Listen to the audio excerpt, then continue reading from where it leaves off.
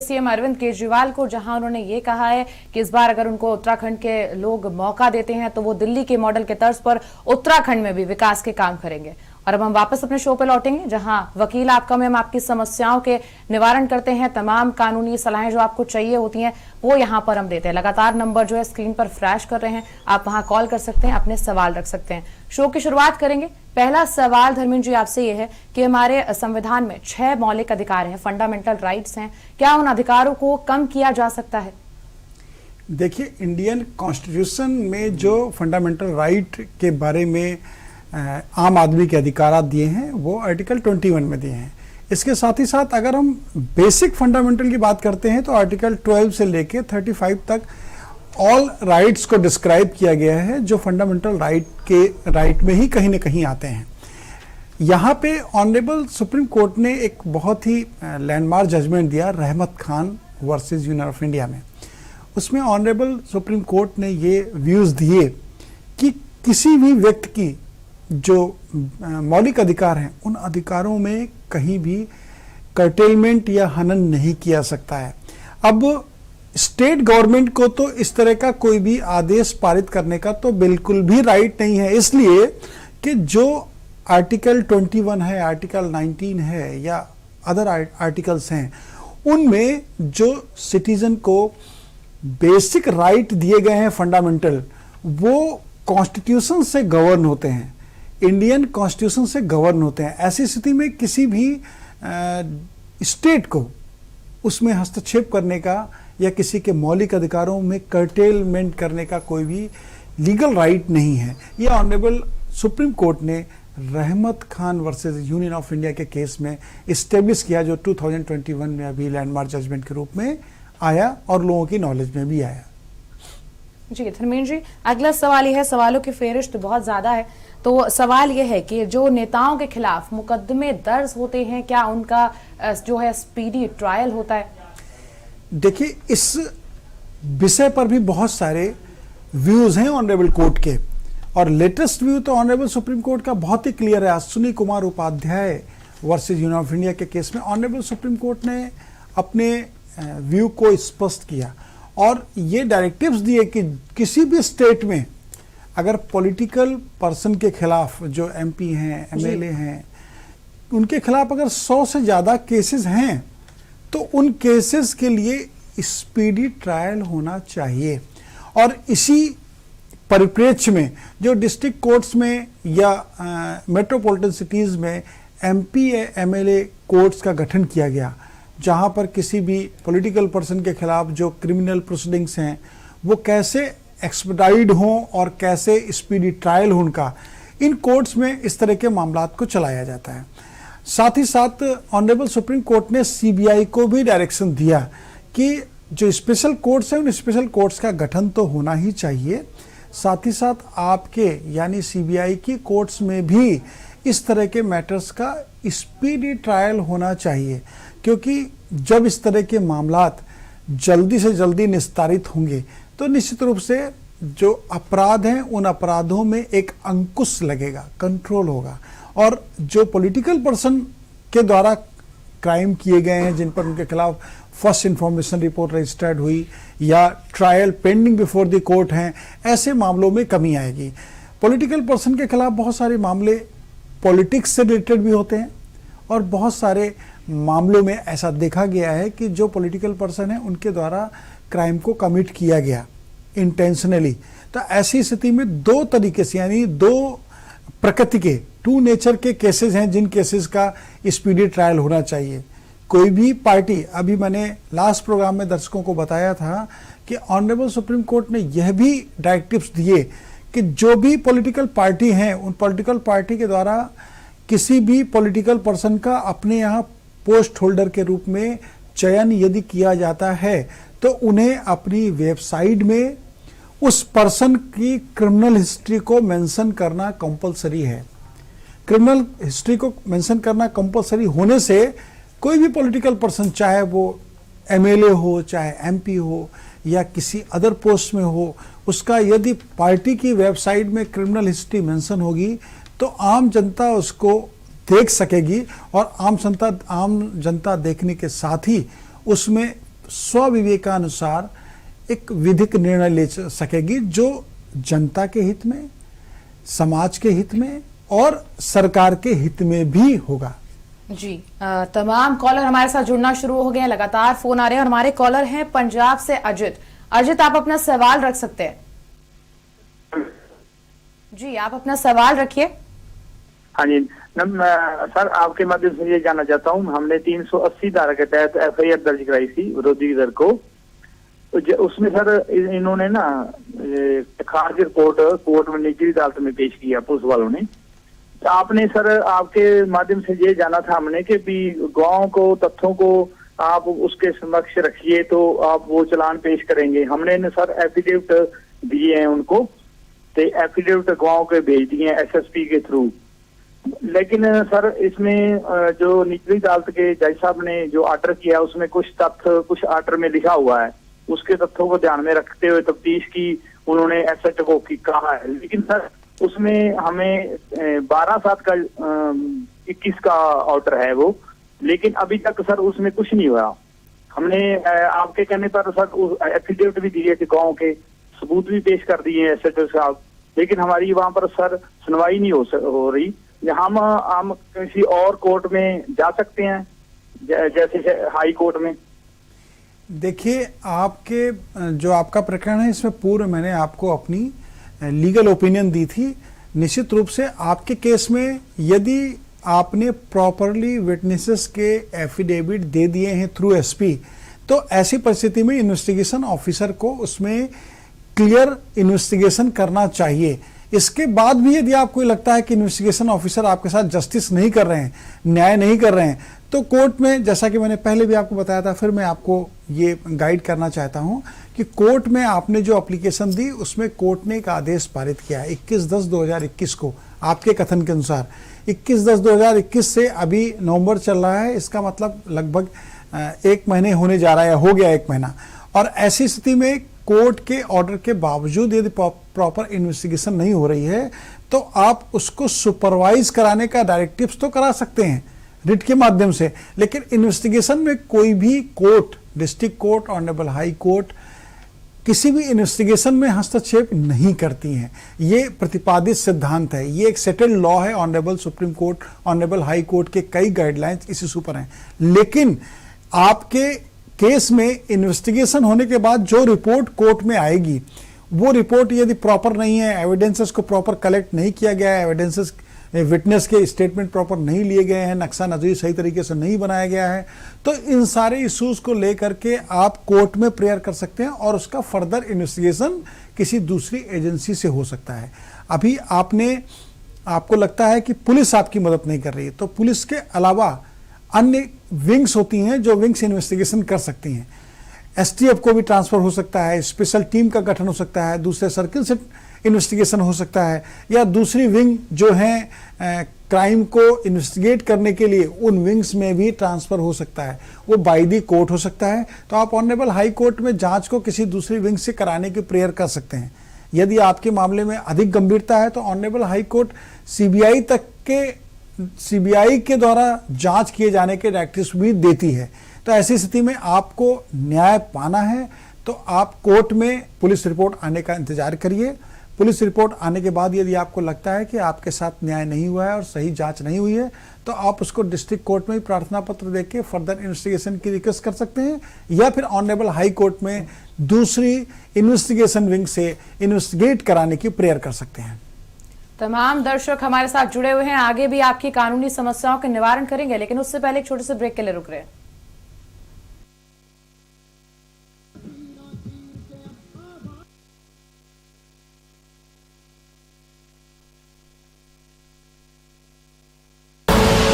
आप देख रहे हैं के न्यूज, खबरों का सारथी। हम नंबर 1 पर आएंगे क्योंकि उत्तर प्रदेश ने 4.5 वर्ष के अंदर जो दूरी तय की वह एक टीम वर्क का परिणाम है। उत्तर प्रदेश को उत्तम बनाने का एक सपना जो योगी सरकार ने देखा उसे साकार कर दिखाया है। युवा हो या महिला या किसान, यूपी के बदलाव को हर प्रदेशवासी महसूस कर रहा है। यहाँ के गरीब को, यहाँ के किसान को, यहाँ के नौजवान को, यहाँ की महिलाओं को सबकी योजना से जोड़ने का काम इसके अंदर हुआ है। बदलाव के 4.5 साल में पीएम आवास योजना से 42 लाख से अधिक आवासों का निर्माण, हर घर बिजली योजना से 1.41 करोड़ घरों तक बिजली पहुंचाई, 30,000 ग्राम पंचायतों में शुद्ध पेयजल योजना से पीने का साफ पानी, 3 करोड़ 25 लाख लोगों को उज्ज्वला योजना से गैस कनेक्शन का लाभ मिला। खाना बनाने में कोई दिक्कत नहीं है, मेरे धुआं से भी बच जाती है। ओडीओपी योजना से जीवन में खुशहाली आई, निशुल्क राशन और टीके से बेहतर स्वास्थ्य का लाभ मिला, लाभार्थियों के खाते में सीधा भुगतान कर भ्रष्टाचार पर लगाम कसी गई। बदलाव की नीयत से माननीय मुख्यमंत्री श्री योगी आदित्यनाथ जी ने प्रदेश के सुनहरे भविष्य की परिकल्पना को धरातल पर साकार किया। बदलाव, सोच ईमानदार, काम दमदार। पर ये दिल है कि चख रहा है उन्हीं अल्फाजों का दूर कितना भी जाओ, इस जुबान से दूर ना जा पाओगे। रुमल, बोलो जुबान केसरी। आप देख रहे हैं के न्यूज, खबरों का सारथी।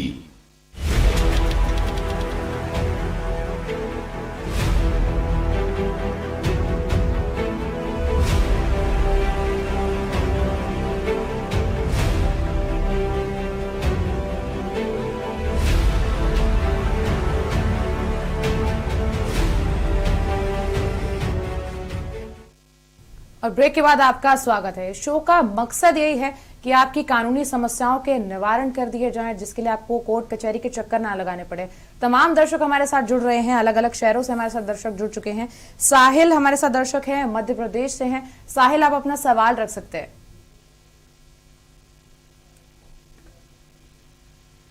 शायद साहिल से संपर्क नहीं हो पा रहा है, संपर्क टूट गया है उनका।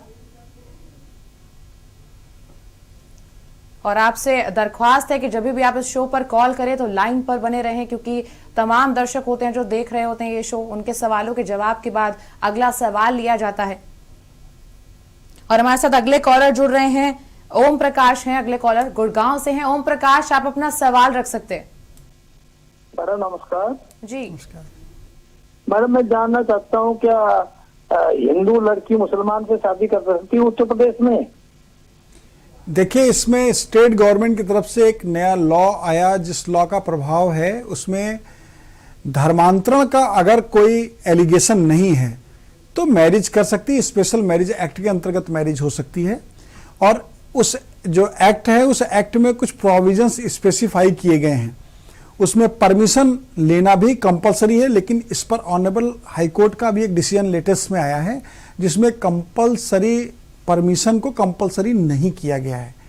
अगर दो व्यक्ति यानी लड़का और लड़की बालिग हैं और वो किसी भी धर्म जाति के हैं और वो अपनी स्वेच्छा से विवाह करना चाहते हैं, निकाह करना चाहते हैं या मैरिज करना चाहते हैं, और दोनों मेजर हैं, दोनों समझदार हैं, तो ऐसी परिस्थिति में उनके ऊपर ना तो उनके परिवार का, ना उनके किसी जानने पहचानने वाले का या किसी अथॉरिटी का कोई भी विधिक हस्तक्षेप नहीं होता है।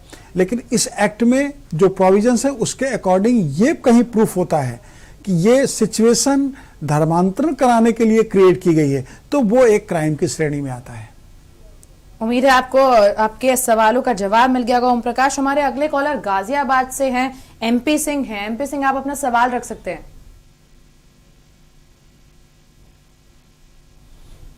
शायद उनका संपर्क टूट गया है। हम शो को आगे बढ़ाते हैं। हमारे पास कई सारे सवाल हैं जिनके जवाब का आपको भी इंतजार रहता है। महिलाओं की अगर बात करें तो महिला सबसे ज्यादा जो है रेप केसेस में पाई जाती है, उनके साथ तमाम तरीके के जो है अपराध किए जाते हैं। रेप पीड़िता के बयान का क्या नियम है धर्मेंद्र जी? देखिए, जो प्रोविजंस हैं उन प्रोविजंस में अभी निर्भया कांड के बाद बहुत सारे अमेंडमेंट हुए। Honourable supreme court, honourable high court के बहुत सारे डायरेक्शंस आए। निर्भया कांड के बाद से जो अमेंडमेंट हुए लॉ में, वो अमेंडमेंट भी बहुत महत्वपूर्ण है। तो ऐसी स्थिति में यदि कोई रेप विक्टिम है जिसके साथ में इस तरह की घटना घटित हुई है, तो उसके लिए ऑनरेबल हाई कोर्ट इलाहाबाद ने भी अभी लेटेस्ट में गाइडलाइंस जारी की और उसमें कहा कि जो रेप विक्टिम है उसका स्टेटमेंट प्रॉपरली, जो सीआरपीसी में सेक्शन 164 है उसके सारे रूल्स को फॉलो करते हुए किया जाना चाहिए। अर्थात उसकी गोपनीयता होनी चाहिए, वो मजिस्ट्रेट के समक्ष होना चाहिए, उसमें जो कलमबंद बयान हो उसकी नॉलेज किसी अन्य को ना हो, पीड़ित महिला को पूरा प्रोटेक्शन मिलना चाहिए, उसके अपने जो ज़रूरतें हैं मेडिकल की और अदर उसकी रिक्वायरमेंट्स हैं उनको फुलफिल किया जाना चाहिए।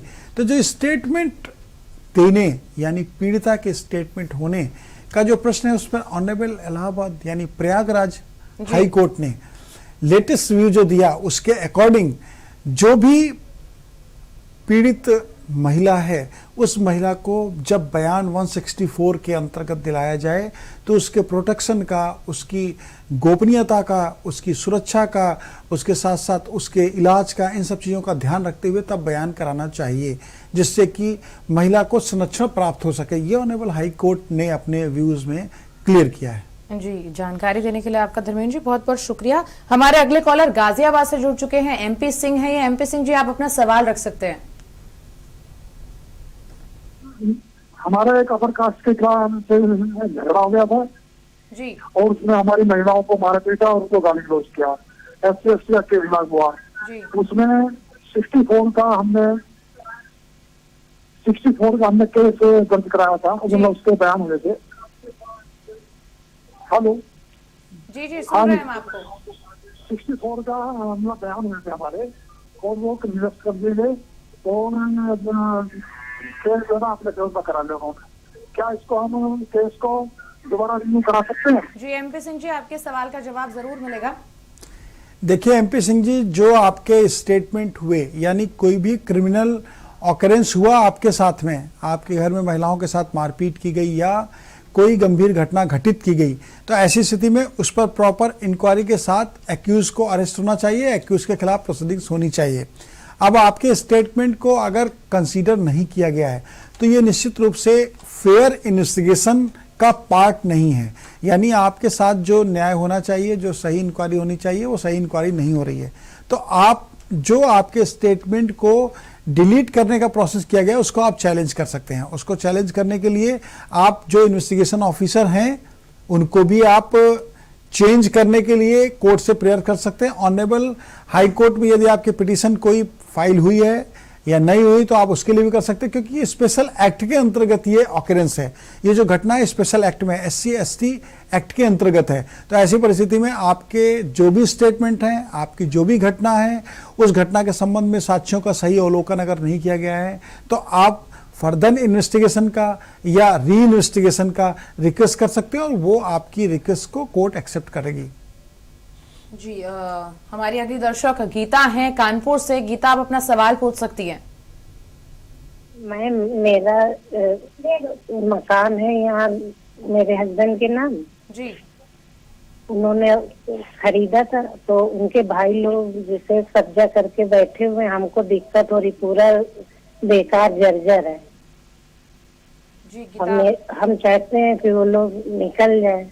तो हमारी स्थिति खराब है बहुत, मेरे बच्चे की पढ़ाई बंद है और हम ना उसमें रहने लायक का है ना कुछ, और वो लोग निकल भी नहीं रहे हैं और कहे बात करते हैं तो मारपीट कर भी चुके हैं वो लोग।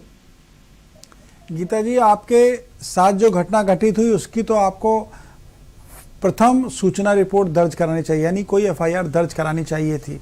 यदि आपने वो FIR दर्ज नहीं कराई है तो आप उस घटना की FIR अभी भी दर्ज करा सकते हैं या मुख्यमंत्री पोर्टल पर IGRS के माध्यम से कंप्लेंट भी दर्ज करा सकते हैं। आपकी कंप्लेंट पर इन्वेस्टिगेशन होगा, यदि उनके द्वारा कोई मारपीट की गई है तो उस पर उनके खिलाफ कार्रवाई होगी।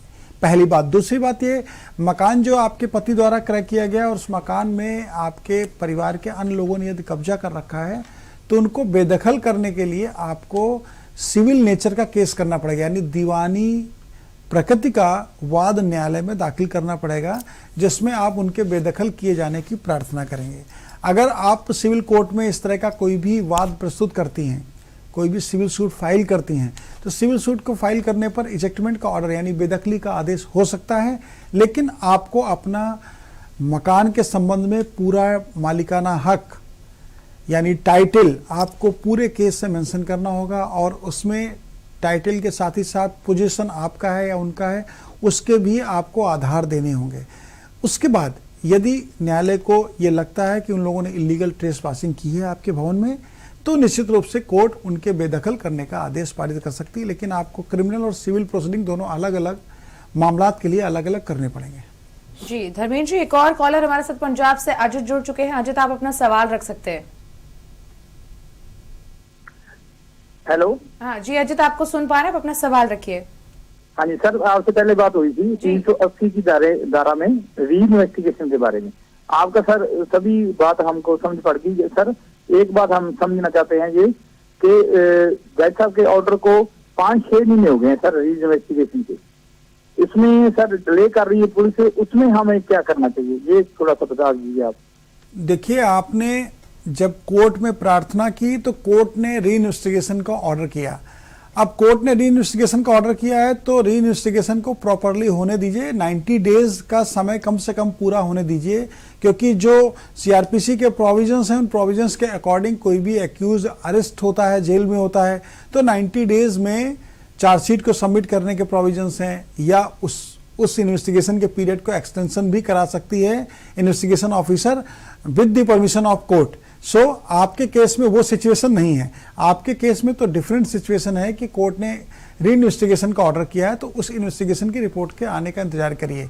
आप कोर्ट में अगर लेटेस्ट पोजीशन में आप कोर्ट से कोई रिलीफ चाहते हैं तो आप कोर्ट में एक एप्लीकेशन दे सकते हैं एफिडेविट के साथ में कि दिनांक इतने को न्यायालय द्वारा री इन्वेस्टिगेशन का ऑर्डर किया गया था। उस ऑर्डर के होने के बाद जो इन्वेस्टिगेशन ऑफिसर हैं उनके द्वारा प्रॉपर इन्वेस्टिगेशन नहीं किया जा रहा और ना ही मेरे जो एविडेंसेस हैं उनको उन्होंने रिकॉर्ड किया है कहीं भी। तो ऐसी परिस्थिति में यदि आपके एविडेंसेस को उन्होंने रिकॉर्ड नहीं किया है, इन्वेस्टिगेशन प्रॉपर नहीं कर रहे हैं, तो कोर्ट उसमें फर्दर इन्वेस्टिगेशन की रिपोर्ट को समन कर सकती है। वो रिपोर्ट जो न्यायालय के समझ जाएगी तो वो आपको देखने को भी मिल जाएगी कि अब तक उन्होंने क्या कार्रवाई की है। तो आप न्यायालय के समक्ष एक प्रार्थना पत्र दीजिए पुराने ऑर्डर को मेंशन करते हुए, और न्यायालय से ये रिक्वेस्ट करिए कि इसमें आप प्रोग्रेस रिपोर्ट समन कर लीजिए।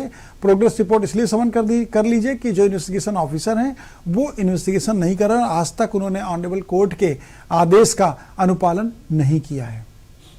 जी, तमाम दर्शक हमारे साथ जुड़ रहे हैं। लगातार हम स्क्रीन पर नंबर फ्लैश कर रहे हैं जहां आप कॉल कर कानूनी समस्याओं के निवारण ले सकते हैं। और हमारे अगले कॉलर कानपुर से हैं, प्रभु हैं। प्रभु, आप अपना सवाल पूछ सकते हैं। हेलो। हाँ जी, हम आपकी आवाज सुन पा रहे हैं, आप अपना सवाल रखिए। हाँ जी, ऐसा है कि हेलो जी, आपको सुन पा रहे हैं, आप अपना सवाल रखिए। हाँ जी, ऐसा है कि अगर पत्नी तलाक खुला लेके जाती है तो मेंटेनेंस जो है क्लेम कर सकती है। प्रभु जी, देखिए, कोई भी वाइफ यदि डाइवोर्स लेके सेपरेट रहने लगती है और उसका इनकम का कोई भी जरिया नहीं होता है तो वो अपने पूर्व पति से मेंटेनेंस पाने की हकदार है। ये एक सेटल्ड लॉ है। लेकिन यदि ऐसा लगता है हस्बैंड को कि जो वाइफ डाइवोर्स लेके गई हैं उनकी इनकम का कोई जरिया है, या उन्होंने कहीं रीमैरिज कर ली है, उसको वो शो नहीं कर रहे हैं, या कहीं से उनके सोर्सेज हैं जिससे उनका भरण पोषण हो रहा है, तो ऐसी स्थिति में 125 सीआरपीसी के जो एप्लीकेशन है वो मेंटेनेबल नहीं होगी और वो न्यायालय द्वारा रिजेक्ट की जा सकती है। लेकिन उसके लिए सारे फैक्ट्स आपको ऑनरेबल कोर्ट के समक्ष प्रेजेंट करने पड़ेंगे कि जो महिला है जिसने 125 सीआरपीसी में पिटीशन फाइल करते हुए मेंटेनेंस मांगा है वो सेल्फ डिपेंडेंट है, उसकी इनकम के अदर सोर्सेज हैं, वो हमारे द्वारा कोई भी आर्थिक सहायता पाने की हकदार नहीं है। ऐसे ग्राउंड के साथ में यदि आप ऑब्जेक्शन फाइल करते हैं तो 125 सीआरपीसी का प्रार्थना पत्र ऑनरेबल कोर्ट द्वारा रिजेक्ट किया जा सकता है। जी, हम सवालों की जो फेरिस्त है उसको आगे बढ़ाएंगे। अगला सवाल भी महिला से जुड़ा हुआ है। अभी थोड़े दिन पहले भी कानून आया था जब बॉम्बे हाई कोर्ट ने पॉक्सो एक्ट को नकार दिया था स्किन टू स्किन टच से, और उसके बाद सुप्रीम कोर्ट ने कहा कि स्किन टू स्किन टच वो पॉक्सो एक्ट के तहत आएगा। तो छेड़छाड़ में स्किन टच ना होने पर अपराध जो है वो बनता है या नहीं बनता है? देखिए, बहुत ही लेटेस्ट लॉ इस पे आया। ऑनरेबल हाई कोर्ट मुंबई ने एक लॉ अपना व्यूज दिया एक लॉ के माध्यम से। उसमें उन्होंने कहा कि जिस पीड़िता को उसको परेशान किया गया है यानी सेक्सुअल असॉल्ट किया गया है, उस पीड़िता को से स्किन टच नहीं हुई थी, यानी स्किन टू स्किन टच नहीं हुई थी, इसलिए पॉक्सो एक्ट के अंतर्गत जो प्रोसीडिंग्स हुई यानी नाबालिग बच्ची के साथ जो छेड़छाड़ का मामला हुआ या इस तरह का कोई घटनाक्रम हुआ तो वो पॉक्सो एक्ट के अंतर्गत नहीं आता है। उसमें एक बच्ची के गाल पे किसी के द्वारा हाथ लगा देने, यानी वहां पर इंटेंशन कोई भी बैड नहीं था। इस इशू को लेकर के भी ऑनरेबल हाई कोर्ट ने इस पर अपने व्यू दिए, लेकिन उसके अगेंस्ट में ऑनरेबल हाई कोर्ट के ऑर्डर के अगेंस्ट में ऑनरेबल सुप्रीम कोर्ट ने जो अपना व्यू दिया, वो व्यू दिया कि अगर इंटेंशन है व्यक्ति का सेक्सुअल असॉल्ट का और स्किन टू स्किन टच नहीं हुई है, तब भी पॉक्सो एक्ट के अंतर्गत उसके खिलाफ प्रोसीडिंग्स होंगी। सेक्शन 7-8 के जो प्रोविजंस है उसको फॉलो किया जाएगा और प्रोसीडिंग्स होंगी। ये कहते हुए ऑनरेबल सुप्रीम कोर्ट ने अपने व्यू को प्रतिवादी सिद्धांत के रूप में दिया। जी, दर्शक हमारे साथ लगातार जुड़ रहे हैं फोन लाइन पर और आशीष झारखंड से हैं। आशीष की कुछ समस्या है। आशीष, आप अपना सवाल पूछ सकते हैं। आशीष, अगर आपको हमारी आवाज आ रही हो तो आप अपना सवाल रखिए। हाँ, मेरा सवाल है मैडम कि मैं 2019 से मतलब एक लेडीज के लिव एंड रिलेशनशिप में रह रहे थे, फिर उसके बाद मैंने उसे छोड़ दिया उनका व्यवहार देखकर, और मैं मतलब मैरिज करने का सोच रहा हूँ। तो मुझे डर लगता है कि वो केस वगैरह करेगी, केस करना मुझे फंसा देगी क्या? देखिए, ऑनरेबल सुप्रीम कोर्ट के व्यू जो प्रतिपादित सिद्धांत के रूप में आई, उसके अकॉर्डिंग लिव इन रिलेशनशिप को लीगलिटी दी गई, यानी वैधानिकता दी गई। अब ऐसी परिस्थिति में आप और वो यदि लिव इन रिलेशनशिप में रह रहे थे तो लिव इन रिलेशनशिप में रहते हुए आपने अपने जीवन का निर्वहन किया। अभी आपने और उनके बीच में डिजर्सन हो गया, यानी आप लोग अब अलग अलग हो गए हैं, तो उनकी कोई रिश्ते की बाइंडिंग आपके ऊपर, यानी रिलेशन की बाइंडिंग आपके ऊपर नहीं हो सकती है। आपका ये क्लियर व्यू है कि हम लोग लिव इन रिलेशनशिप में थे, तो लिव इन रिलेशनशिप दो पक्षों के बीच में आपसी सहमति से बालिग होने के बाद बहुत सारी टर्म्स एंड कंडीशन है लिव इन रिलेशनशिप की, उन टर्म्स एंड कंडीशन को फॉलो करते हुए आपने रिश्ते को निभाया। अब अगर आप अपना विवाह करना चाहते हैं, किसी अन्य के साथ करना चाहते हैं, तो निश्चित रूप से उन महिला का आपके वैवाहिक जीवन में हस्तक्षेप करने का कोई भी विधिक अधिकार नहीं है, यानी लीगल राइट नहीं है। अपने विवाह को स्वच्छंदता पूर्वक कर सकते हैं।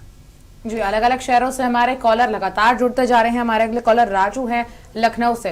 राजू, अब अपना सवाल रखिए और कम शब्दों में सवाल रखिएगा। जी जी जी मैडम, हमने जो है आवास विकास परिषद से आरटीआई के तहत एक आवेदन किया था जिसकी कुछ सूचनाएं मांगी थी। तो वहां से हमको जो है अधिशासी अभियंता ने बताया कि आप जो मुआवजे के लिए अपर जिलाधिकारी सदर से संपर्क करिए, और जमीन जो छोड़ी है उसके लिए जो है जी ये उप जिलाधिकारी भूमध्याप से संपर्क करिए। तो मेरे पास इनका अपर जिलाधिकारी का तो कोई आया नहीं है, और ये उप जिलाधिकारी का जो है आया है लेटर। तो इन्होंने बताया कि हम 58 साल पुरानी हो गई है, हम इसकी सूचना नहीं दे सकते हैं। धारा 8(1) का इन्होंने जो है संज्ञान दिया है हमको। जी राजू, आपकी समस्या का बिल्कुल निवारण करेंगे। देखिए राजू जी, जो आपके भूमि के संबंध में एक्विजिशन का अवार्ड हुआ, वो अवार्ड लैंड एक्विजिशन ऑफिसर यानी एडीएम लैंड एक्विजिशन या एसडीएम अगर ऑथराइज हैं तो लैंड एक्विजिशन तो उनके द्वारा किया जाएगा, और आवास विकास या अदर डेवलपमेंट अथॉरिटीज को वो लैंड हैंडओवर की जाती है। अब इतने यानी 58 ईयर्स ओल्ड अगर कोई अवार्ड है, तब भी अवार्ड का डिटेल तो रहता ही है डिपार्टमेंट में, एक्विजिशन डिपार्टमेंट में। अभी किसी भी शहर के एक्विजिशन का अगर रिकॉर्ड आप निकालना चाहें तो लास्ट 100 ईयर के रिकॉर्ड्स आपको मिल सकते हैं। यदि उनके द्वारा सेक्शन 8G का हवाला देते हुए रिकॉर्ड देने से मना कर दिया गया है, तो उसमें उन्हें क्लियर जो भी इश्यूज हैं उन इश्यूज को मेंशन करना होगा कि रिकॉर्ड बीट आउट कर दिया गया है, रिकॉर्ड मौके पर उपलब्ध नहीं है, या रिकॉर्ड को दिया नहीं जा सकता है इन कारणों के आधार पे। अगर उन्होंने ये मेंशन नहीं किया है, यानी डिटेल रिमार्क नहीं दिया है, तो ऐसी स्थिति में आप उस जो आरटीआई में आपको सूचना प्राप्त हुई है और उससे आप सेटिस्फाइड नहीं है, तो आप इसकी अपील कर सकते हैं। आप अपीलेट अथॉरिटी के समक्ष आरटीआई एक्ट के अंतर्गत इस ऑर्डर को चैलेंज कर, यानी इस रिप्लाई को आप चैलेंज कर सकते हैं, जिस आधार पे आपको प्रेस्क्राइब अथॉरिटी को जो भी आपके क्वेश्चंस हैं, जो भी आपकी क्वेरीज हैं, उनको क्लियर करना ही पड़ेगा। यही एक्ट का पर्पस है और यही एक्ट के अकॉर्डिंग राइट आपको मिला हुआ है। जी, हमारे साथ और भी दर्शक जुड़े हुए हैं, उनकी भी कानूनी समस्याओं के निवारण करेंगे, लेकिन उससे पहले एक छोटा सा ब्रेक ले रहे हैं। बने रहिएगा हमारे साथ।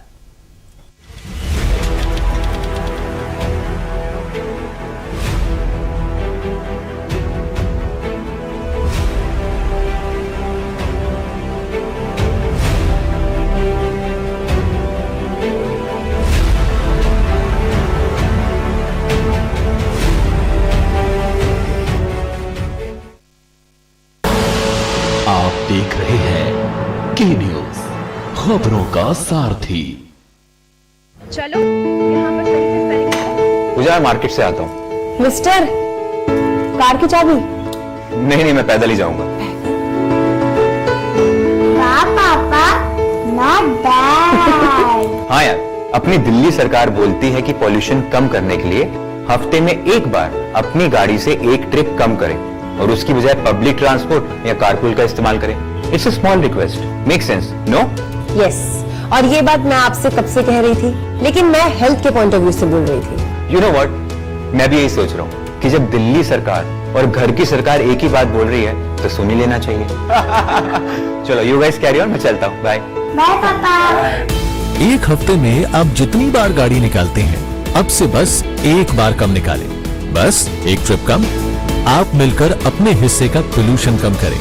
हफ्ते में गाड़ी का बस एक ट्रिप कम करें। खुदी को आजमाया है तो ये अंदाज आया है, खुदी को आजमाया है तो ये अंदाज आया है। तुम में भी मैं हूँ, शुद्ध प्लस पान मसाला। आप देख रहे हैं के न्यूज, खबरों का सारथी।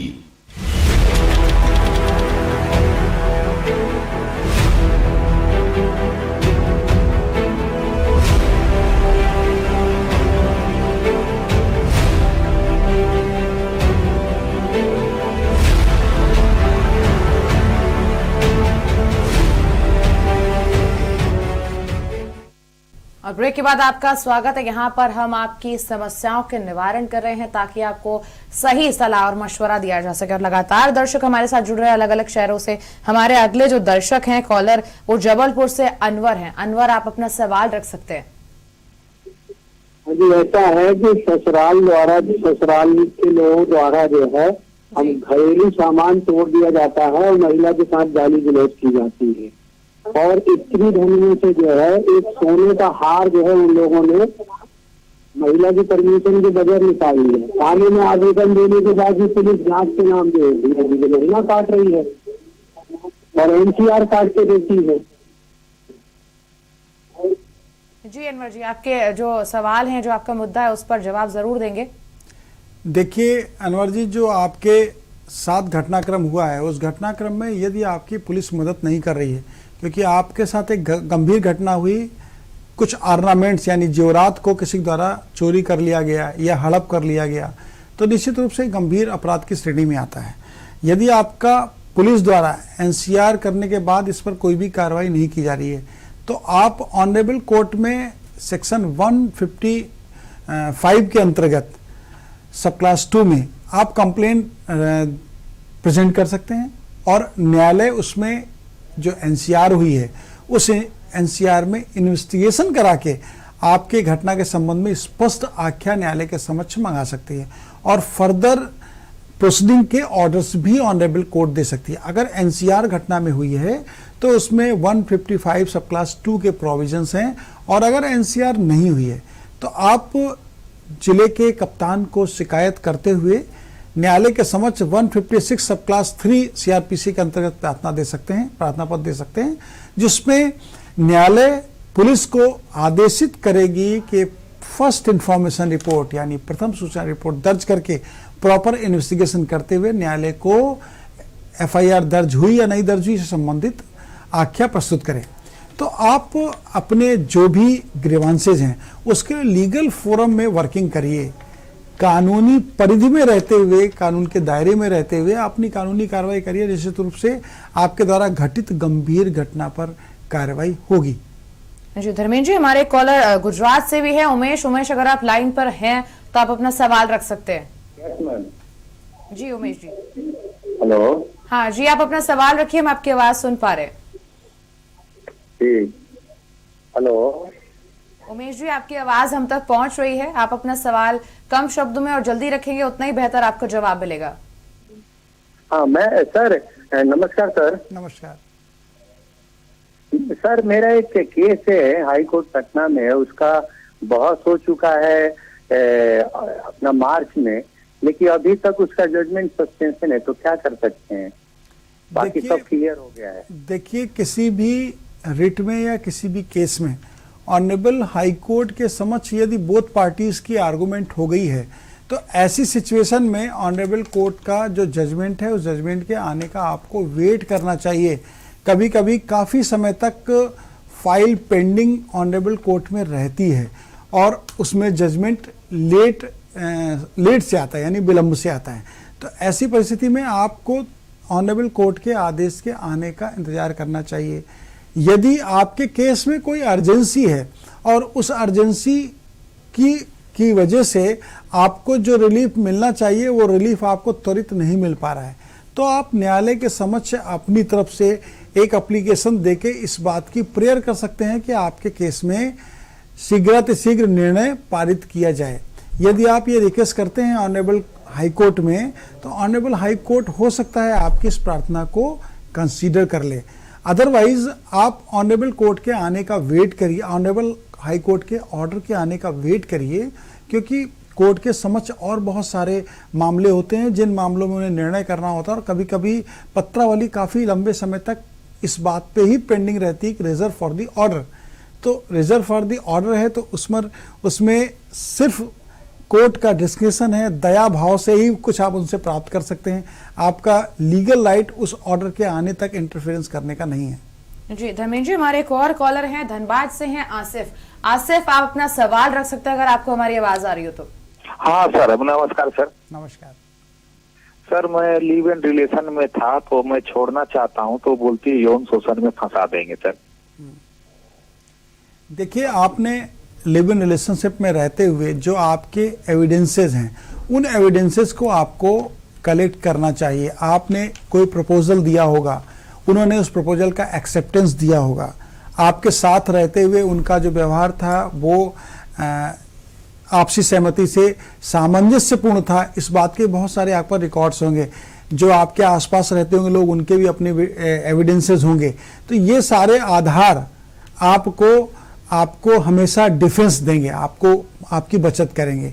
और कोई यदि कहता है कि वो सेक्सुअल हैरेसमेंट में आपको इन्वॉल्व कर देंगे अगर आप उनको छोड़ते हैं, तो निश्चित रूप से आप उस सारी परिस्थिति से बचने के लिए अपने एविडेंसेस को कलेक्ट करके उन्हें स्ट्रांगली प्रेजेंट करने के लिए तैयार हो जाइए, क्योंकि इस तरह के घटनाक्रम बहुत सारे देखने में आते हैं और इस तरह के घटनाक्रम पे बहुत सारी कार्रवाइयाँ भी होती हैं। तो आपका डिफेंस अगर स्ट्रांग होगा, यानी आपके साक्ष्य, जिन साक्ष्यों के माध्यम से आप लिव इन रिलेशनशिप में रहते रहे हैं और आपने अपने साथी के यानी अपने पार्टनर के लिए जो रिस्पॉन्सिबिलिटी थी उसको पूर्ण किया है, तो आपको किसी भी तरीके से वो गलत मुकदमों में इन्वॉल्व नहीं कर सकती हैं। आप अभी लीगल रेमेडी के लिए एक प्रायर इंटीमेशन जरूर जो हायर अथॉरिटीज उनको दे दीजिए कि आपके उनके बीच में ये रिलेशन थे, अब आप उनसे आप अलग हो गए हैं, यानी आपके उनके भी डिजर्शन हो गया है और वो आपको हैरेस कर रहे हैं इस बात के लिए कि आप, यानी हैरेसमेंट का एक दूसरा पक्ष भी है एक्सटॉर्शन, कि अगर वो आपको दबाव बना के कुछ आपसे लाभ चाहती हैं तो उस फैक्ट को भी आप मेंशन कर दीजिएगा। और मेंशन करने के साथ अपनी शिकायत अगर आप उच्च अधिकारियों को करते हैं तो आपके खिलाफ इस तरह के केस अगर रजिस्टर्ड होते हैं तो स्टैंड नहीं करेंगे।